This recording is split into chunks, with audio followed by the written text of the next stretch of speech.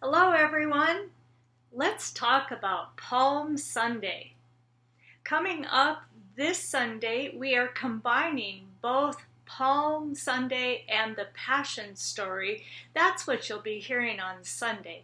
So I thought today it would be really interesting to focus just on the Palm Sunday aspect so that we can learn a little more what was going on, what was in play at the time that Jesus arrived in Jerusalem and all the people were shouting out, Hosanna, Hosanna.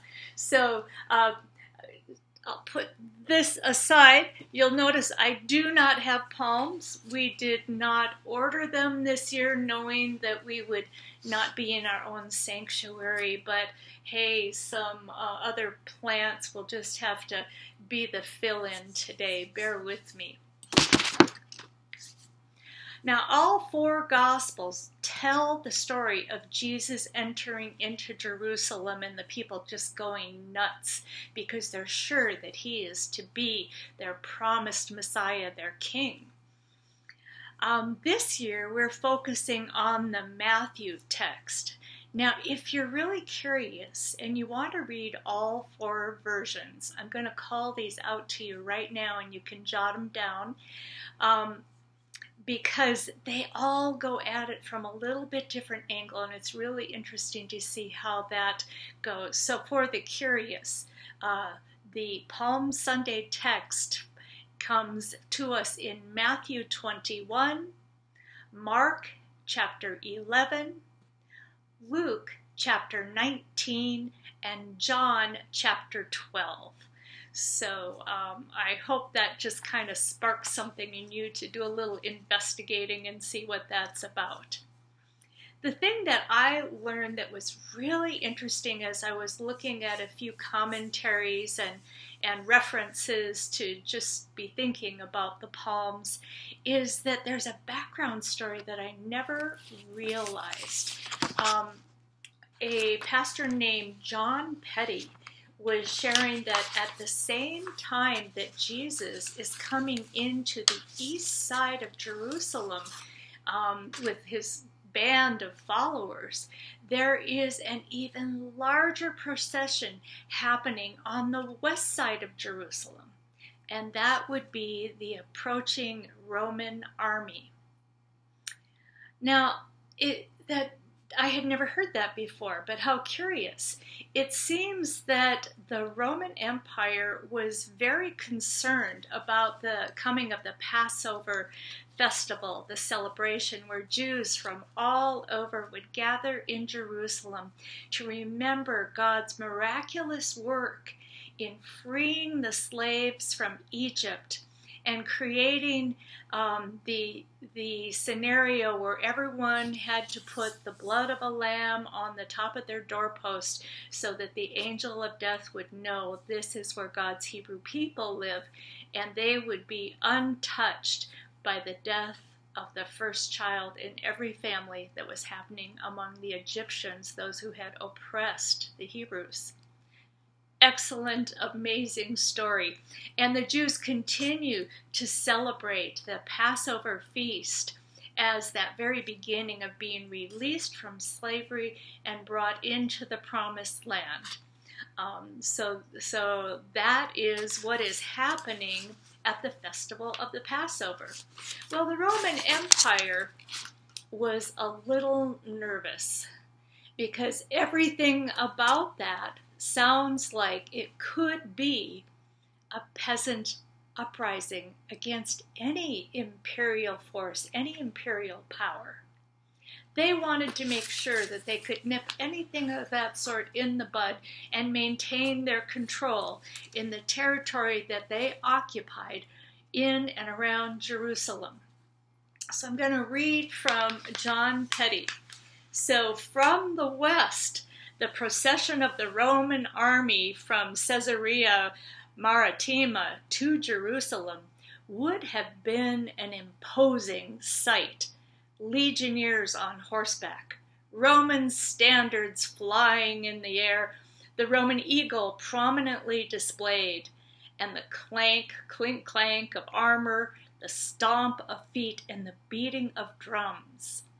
The procession was designed to be a display of Roman imperial power to give the very clear message that resistance is futile. Meanwhile, on the east side of Jerusalem, the opposite direction, Jesus comes into the city not in a powerful way, but in a ludicrously humble way. Not inciting fear, as the Romans were doing, but cheering crowds who clear their way to hail his presence. So, in ways, this writer is saying the peaceful and joyful procession of Jesus is like a creative mockery of what the Romans were doing to demonstrate how very powerful they are. And so, what a curious thought. What a curious thought. Well, I also did a little looking at the stories just before the Matthew 21 that's specifically leading up to that procession.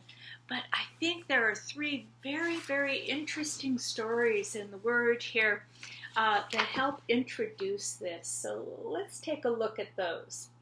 In chapter 21, for the very third time, Jesus is foretelling that he will die and he will rise. Now, the other two times where this occurs in the book of Matthew are chapter 16 and I believe 19. Let me check that. Yeah. Okay, but in chapter 30, it gets all the more explicit.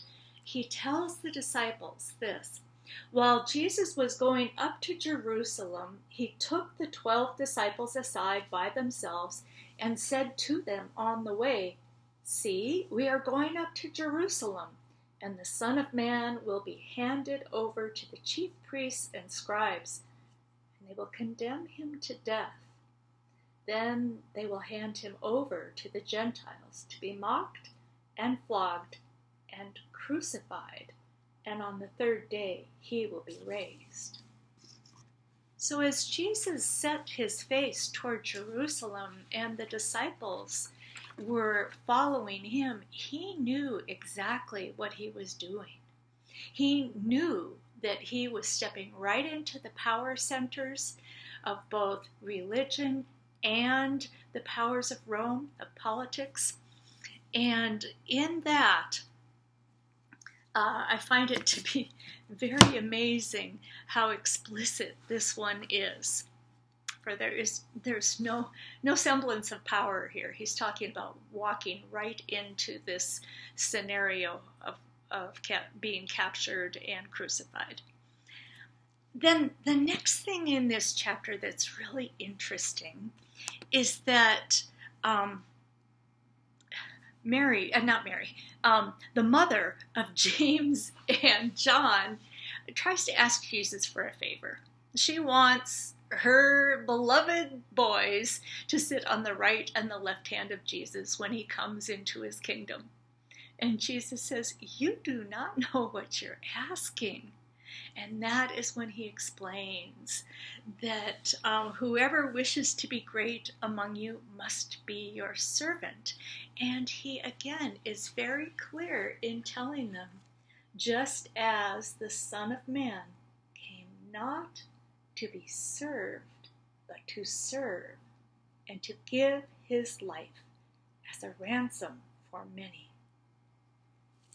From there, the last little story in chapter 20 is that Jesus heals 2 blind men, and they immediately join into this gathering crowd that's joining the disciples and the other women who are ministering and sharing food in the crowd as they travel.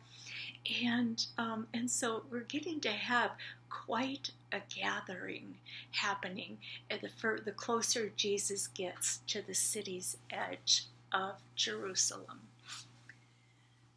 Now, I find myself a little jealous of that in our times when we're not allowed to be gathering together.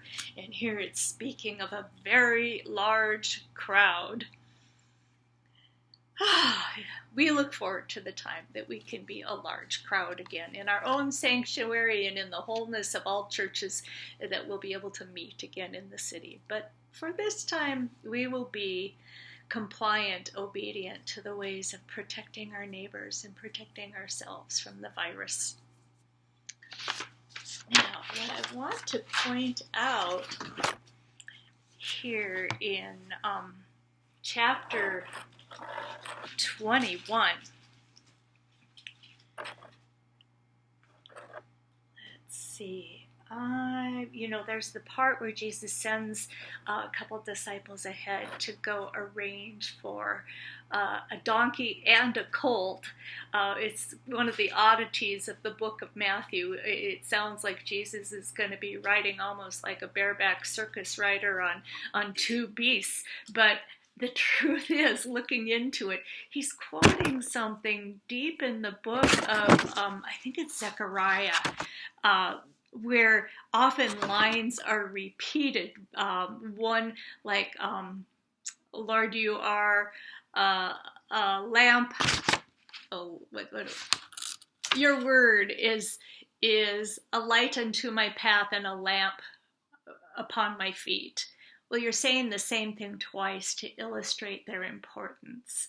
And so back in Zechariah, he talked about the Messiah coming on both a donkey and a colt.